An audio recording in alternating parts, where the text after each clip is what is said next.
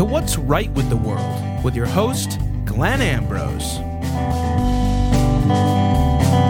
Welcome to What's Right with the World, everyone. So today we are talking about, a serious subject, suicide.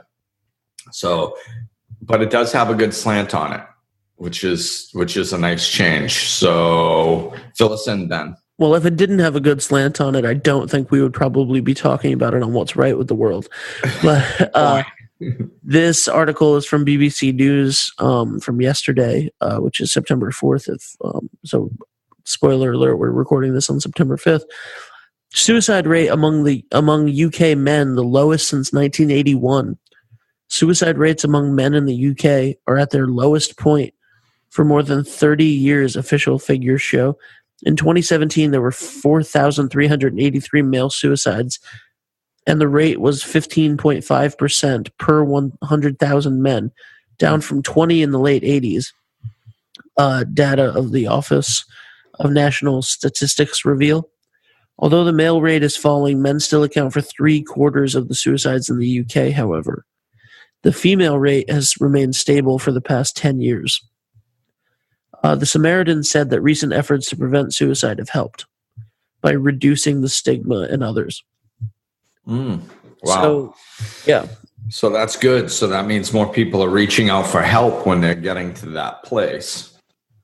And the stigma is starting to be removed because, there's a lot of attention being put on suicide prevention, which is good because it needs it. It's, there is, you hear about it a lot. And, my town, I was told by somebody in the psychology field that I graduated with, that my town that I grew up in Massachusetts has the highest suicide rate in Massachusetts, the little town I grew up in. And so it's like, I know a lot of people. So, whenever I hear suicide, and I lost a close friend of mine recently. So it's when I hear about it, my ears perk up. And it's, you see it fairly regularly on social media. Hey, suicide awareness, there's text numbers now. So there's a lot of attention being drawn to the solution. And, fortunately, at least in the UK, we're seeing how, reducing the stigma that's attached to it and putting more effort into support systems out there is actually having a positive effect over there, which is wonderful to hear. Absolutely. And, one of the things that the article mentioned was breaking the stigmas. And mental health stigmas are such a huge battle, and the fact that people who are struggling with things don't necessarily believe that they can talk about it, or that it makes them weak, or that it's embarrassing, and I get that. I get all of that. I get why it is. And I get that society has not made that any easier, mostly, But the fact that there is a fight now against the stigmas and letting people know that it's okay, right, I think is a really big deal.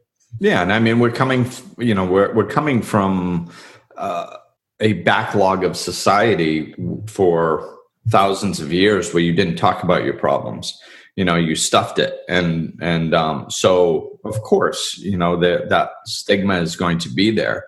And where, as a general rule, as a life coach, one of the things I see most often with people is we're constantly comparing our insides to everybody else's outsides. We feel like crap inside where, some people are at the contemplating suicide and they look at everybody else and they go, everybody else is fine. Well, they're not fine. When you're thinking about suicide as you're having coffee in a diner, nobody is looking at you going, oh my God, that dude's all messed up. they're going, look, this guy seems fine. He's just sitting here having coffee in a diner, and I'm over here all messed up. So they're thinking that you're fine, and you're thinking that they're fine. And the fact is there's inner turmoil in both. So, so we have to stop, and that's what feeds the stigma, is us constantly comparing our insides to everybody else's outsides. They might look fine on the outside, but we've all got stuff that we're working on and struggling with. And I mean, I've been suicidal. Oh my God. I mean, I spent years suicidal before I woke up. So this is nothing new to me. I don't, I literally went to bed praying that I would die every night. So it's, for years. So this isn't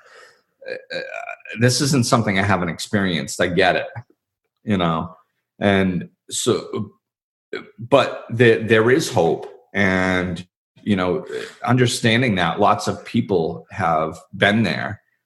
And then people look at me and they go, oh, geez, look at Glenn. He's a life coach. He's got it all together. He just moved to Florida because that's where he wanted to be. Oh, it's so wonderful. No, sometimes I have struggles. This move down here has been tough, where I've gotten really down and had to pull myself out. It happens, and if we all know that it happens, and we talk about it and we go, it's okay. It's okay to feel like that there's no hope. You just want to, when you're there, talk about it, and when you're sitting there going, I feel like there's no hope, and somebody else has been there too. And they go, I know exactly how you feel. I've been there too. All of a sudden it's like, wow, okay. And then all of a sudden the ears open up.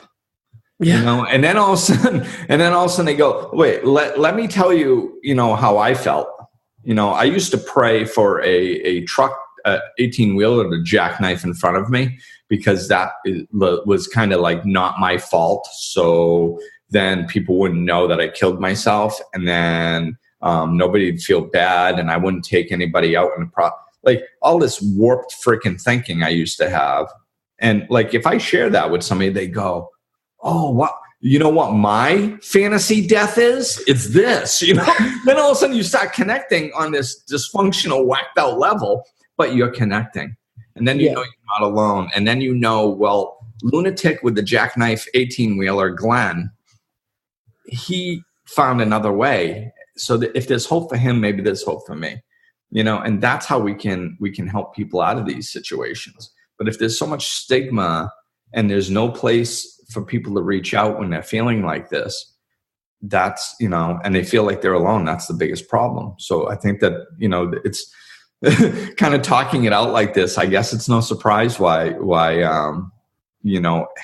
lowering the stigma and expanding the places for people to reach out for help, why that's actually having a positive effect. Of course it would. Absolutely.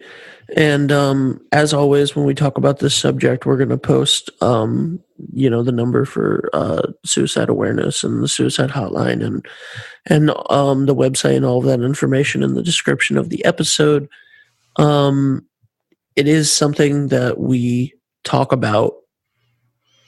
We've talked about a few times on the show already, just the subject in general. But this is definitely some good news. And it's nice to have good news. It is. It's nice to have good news. Yeah. The UK is heading in a good direction, and that's awesome. So, that's it. And if you want some personal help with this situation, or you know somebody who might, I can't recommend reaching out to Glenn enough. He's a fantastic life coach and can really help people through stuff like this. So. Yeah, and it's when I was going through it, it was like the worst, But then now, when you're on the other side, it's the best, because all the things that are hurting you, when you're caught up in them, they turn to your biggest assets when you're on the other side of them. So that's one of my biggest assets, that I did go through that, and I can identify with people. So yeah, reach out to me or anybody. and whatever you feel comfortable with. So thanks for listening, everybody, and we will talk with you soon. Glenn is available for life coaching sessions. To book an appointment or for more information, go to glennambrose.com, follow him on Facebook and Twitter, or click the link in the description of this episode.